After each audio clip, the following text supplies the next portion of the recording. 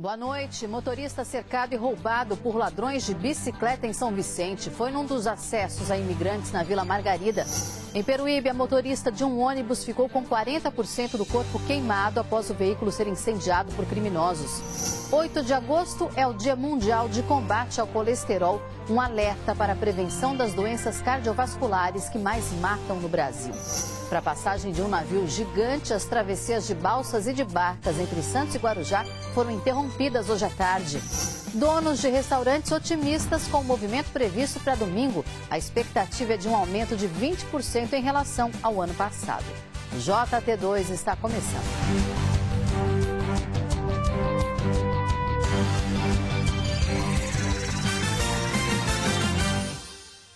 Mais um flagrante assustador de roubo em São Vicente, num trecho onde já foram flagrados outros assaltos. O acesso de motoristas a imigrantes na região da Vila Margarida. Quem traz todas as informações para a gente é o Matheus Crossi. Boa noite, Matheus. O motorista fica encurralado, uma situação de desespero.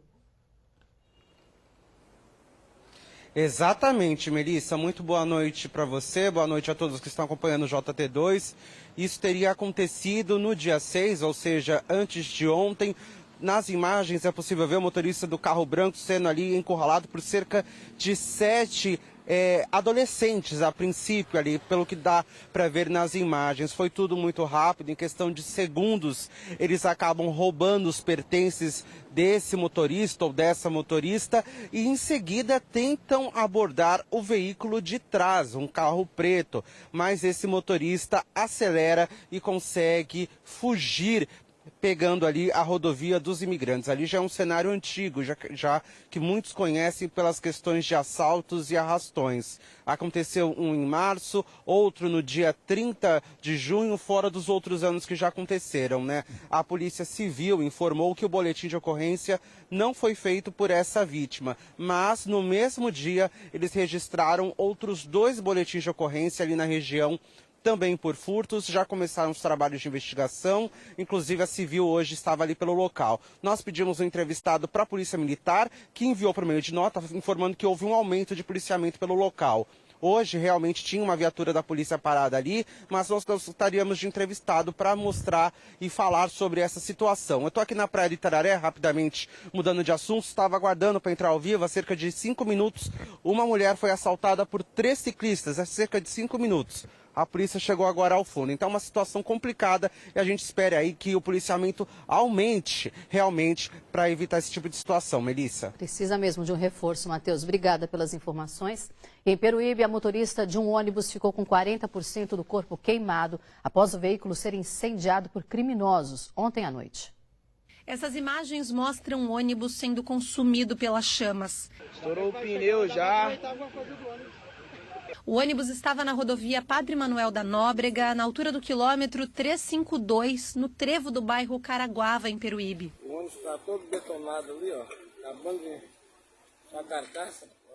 Pela manhã, o ônibus continuava no local e dava para ver o tamanho da destruição. De acordo com a polícia, o ônibus estava entrando aqui nesse trevo do Caraguava quando foi abordado por um grupo que incendiou o veículo. Dentro estavam alguns passageiros que conseguiram sair e a motorista, que ficou ferida e só conseguiu sair do coletivo pulando a janela. De acordo com a investigação, o motivo seria um protesto por conta da morte de um adolescente na cidade. Essa morte aconteceu na última terça-feira, por volta das 10h30 da noite. Em nota, a Polícia Militar disse que um PM estava de folga no balneário dos Eucaliptos, também em Peruíbe, quando foi vítima de uma tentativa de roubo. Ele estava dirigindo seu carro quando foi abordado pelo adolescente de 16 anos que estava numa moto. O policial reagiu e efetuou um disparo. O menor chegou a ser socorrido, mas não resistiu. Com a ajuda de testemunhas, após o incêndio do coletivo, a polícia conseguiu encontrar parte do grupo envolvido no crime. 3 pessoas foram levadas para a delegacia sede da cidade. Um homem permaneceu preso. Segundo a prefeitura, os ônibus continuam circulando normalmente e a população não foi afetada. A segurança foi reforçada. As viaturas GCM estão fazendo acompanhamento diretamente em todos os ônibus. As linhas não foram alteradas e está tudo dentro da normalidade na circulação dos coletivos. A motorista foi socorrida pelo SAMU e segue internada no Hospital Regional de Itanhaém. Ela estava consciente, mas com queimaduras em 40% do corpo.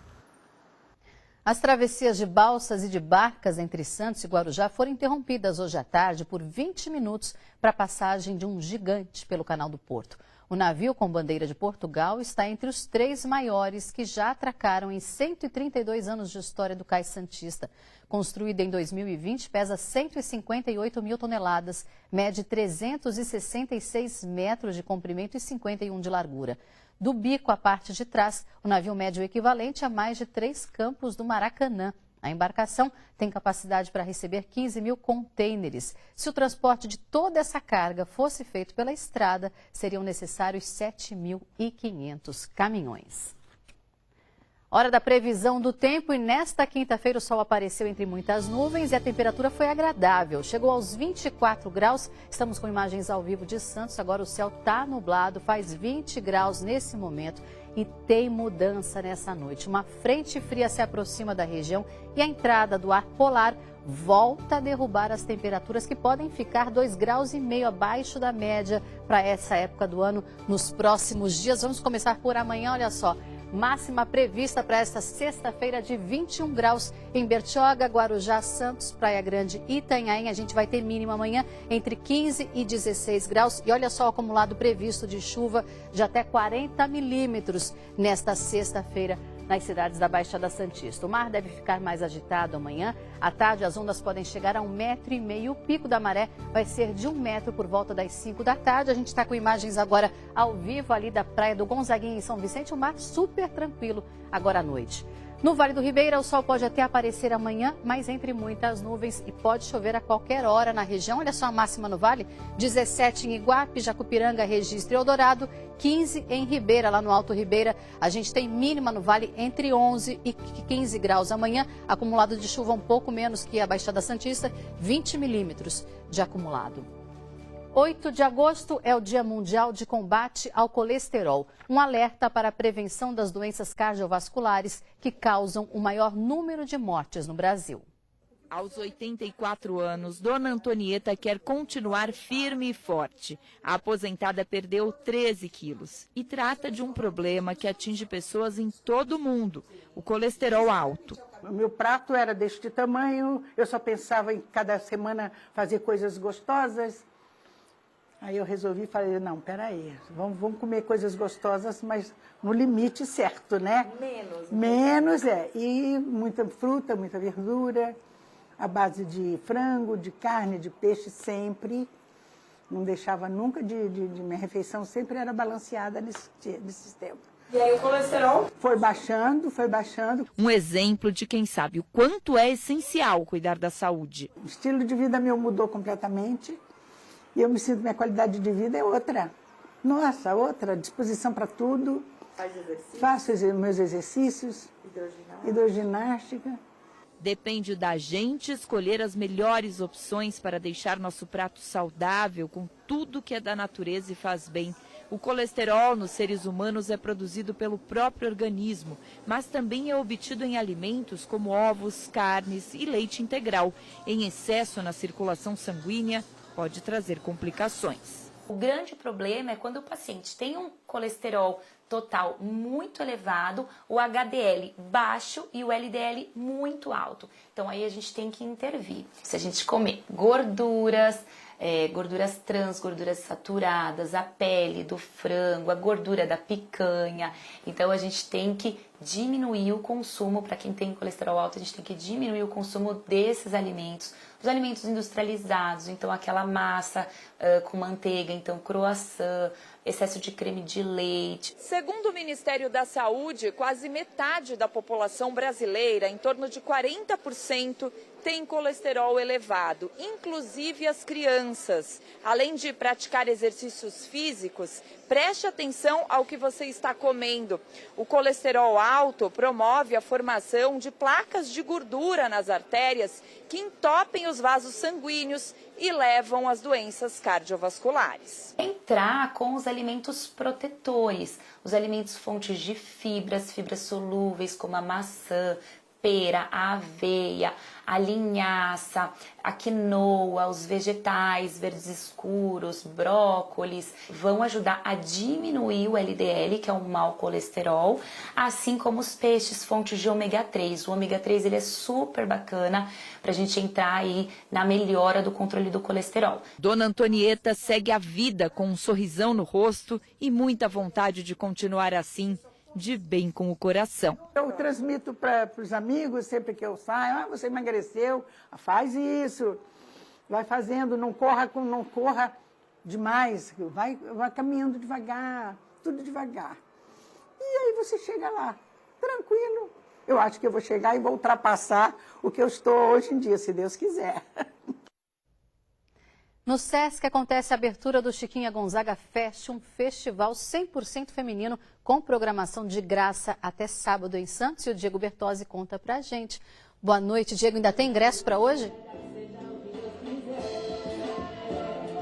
Tem sim, Melissa. Boa noite para você, todo mundo ligado no JT2. O Chiquinha Gonzaga Fest é o único evento gratuito, né, de arte, de cultura feminina do país e batizado com o nome dessa personalidade que lutou muito, uma negra feminista no século XX, pela igualdade dos direitos entre homens e mulheres. Eu vou conversar com a Carla Mariani, idealizadora do evento. Carla, boa noite para você. Um evento que traz dança, música, como a gente pode ver, todo tipo de cultura gratuita, acesso ao público.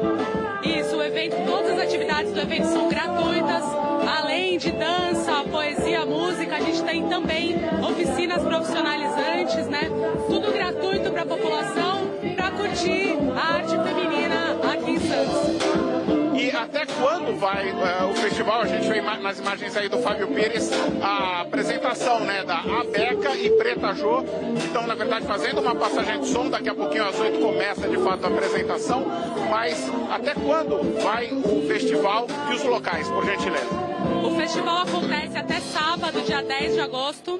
E dia 9 e 10 de agosto, né, sexta e sábado, vai acontecer lá no Arcos do Balão, entrada gratuita, só o pessoal aparecer e curtir muita arte, muita música. É um evento que já vem se consolidando na cidade, né? A gente está na segunda edição e a esperança é que a cada ano cresça cada vez mais para fortalecer a arte e a música feita por mulheres. Ok, eu agradeço pela sua participação. Volto contigo, Melissa. Obrigada, Diego, pelas informações e a gente volta já.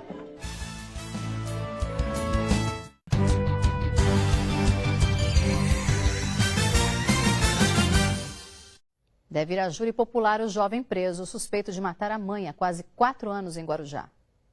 O Eustáquio Vieira, de 26 anos, estava foragido desde 2020. Ele desapareceu logo depois do crime e foi preso no último dia 8 de julho em Belo Horizonte. Ele foi encontrado pelas tias, que foram atrás de pistas pelas redes sociais. Eram irmãs com um relacionamento familiar muito estreito. Então, após o falecimento aí da Márcia, de todo o ocorrido, elas praticamente colocaram isso como uma busca incessante realmente por justiça. Mesmo sem muitos meios, mesmo sem muitos recursos, elas nunca deixaram de acompanhar o caso do jeito que puderam, de ir na delegacia, de ficar em cima no fórum para ver qualquer ato que seja.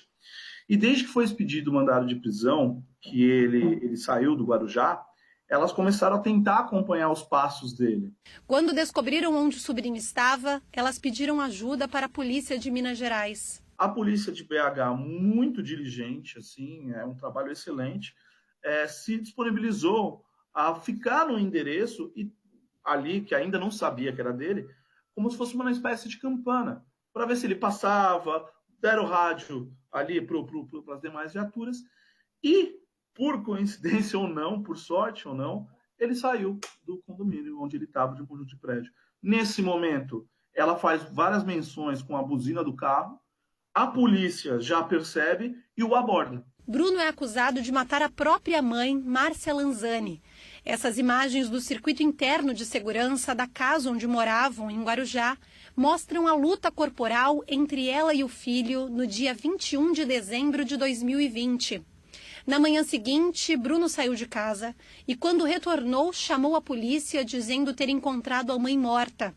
A motivação do crime pode ter sido a herança da mãe. Não era só pelo que a Márcia tinha ali, porque ela não era uma pessoa de grande posse, mas é porque ela passou a ser um empecilho na vida dele. Porque ele começou a perceber, se eu não tiver mais a minha mãe, eu posso morar sozinho, eu faço o que eu quiser, eu vendo o carrinho dela, vendo a casinha dela, que seja 300, 250 mil, olha, já consigo viver uns bons meses aí, ostentando o que eu quero ostentar. Então, se ela não tiver, as coisas vão ser mais fáceis. Então, é esse mais ou menos o contexto. Não é uma pessoa que tinha uma herança abastada, mas é o contexto que dá para entender. O advogado de defesa falou sobre o motivo da briga de Bruno com a mãe. Ele não nega os fatos, diz que realmente houve uma briga entre ele e a mãe, houve agressões mútuas e ele acabou ali de uma forma ou de outra agredindo a própria mãe, mas ele diz que realmente a mãe não faleceu naquele instante, que ele só veio a desvendar isso quando, no dia seguinte, na manhã seguinte, quando ele foi acordá-la e percebeu que ela estava morta. O motivo da briga é porque ele pretendia residir sem a mãe, com uma namorada, tudo, sair de casa, seguir a própria vida. Ele tinha acabado de se formar em Direito, tinha passado por um vestibular para Medicina e ele pretendia ali, com 25, 24 anos, seguir a sua vida. O suspeito continua preso preventivamente. Segundo o Tribunal de Justiça do Estado de São Paulo, ele deverá ser levado a júri popular, mas não vai poder aguardar o julgamento em liberdade, por se tratar de um caso extremamente grave. O laudo do ML, ele constatou uma fratura no osso hioide, que é um osso bem frágil da garganta, que qualquer aperto, qualquer força realmente vai causar ali a sua fratura. Mas isso não quer dizer que ela morreu em decorrência da esganadura. É isso que a defesa técnica questiona e tenta comprovar realmente, até para trazer à luz dos jurados, quando eles foram julgarem, a causa-morte real. Porque se ela falecer por outros motivos, a responsabilidade do Bruno é diminuída em relação ao homicídio. A defesa ainda pede que o acusado não seja julgado por feminicídio. Esse caso, especificamente, a vítima não foi morta por ser mulher. Na verdade, houve ali uma discussão, houve uma briga, e por isso que no entender da defesa, o feminicídio não está caracterizado, porque não foi o motivo real do falecimento da vítima. Em destaque no G1 de hoje, vigilantes das unidades de saúde de Santos reclamam que têm recebido os salários e benefícios atrasados da empresa terceirizada. A prefeitura diz que está em dia com os pagamentos à empresa. Os detalhes no G1, é só acessar.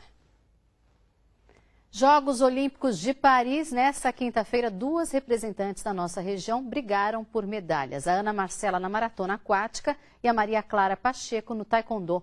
Não deu pódio, mas estar entre os melhores atletas do mundo é uma grande conquista. O Murilo Tauro traz as informações para a gente. Boa noite, Murilo. Oi, Melissa, boa noite para você, para todos que estão acompanhando o JT2. É isso mesmo, a gente começou o dia de hoje com a expectativa de 2 medalhas aqui para a região. A Ana Marcela Cunha na maratona aquática, ela foi campeã olímpica nos últimos jogos lá em Tóquio. Dessa vez não deu, ela terminou na 4ª colocação, lutou até o final, mas não conseguiu repetir o bom desempenho dos últimos Jogos Olímpicos. Já no taekwondo, a Maria Clara Pacheco conseguiu...